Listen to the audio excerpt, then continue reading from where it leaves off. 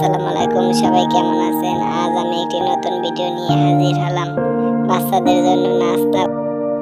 এর জন্য প্রথমে নিয়ে নিতে হবে 2 কাপ চালের গুঁড়ো ও 1 কাপ আটা। সাথে দিয়ে দিলাম স্বাদ মতো লবণ।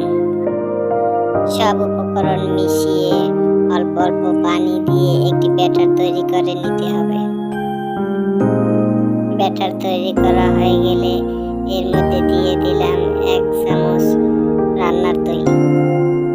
সাথে আরো দিয়ে দিলাম একটি ডিম ও আদা রসুন পেঁয়াজ কুচি করে থেতো করে দিয়ে দিলাম কাঁচামরিচ কুচি, ধনিয়া পাতা কুচি ও সামান্য হলুদের গুঁড়ো।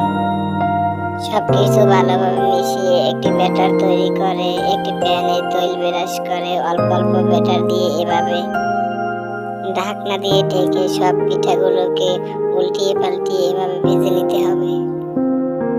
ব্যাস, হয়ে গেল আমার নাস্তা তৈরি। ভালো থাকবেন, সুস্থ থাকবেন। দেখা হবে আবার পরের ভিডিওতে। ভিডিওটি ভালো লাগলে ফলো দিয়ে লাইক কমেন্ট করে পাশে থাকবেন।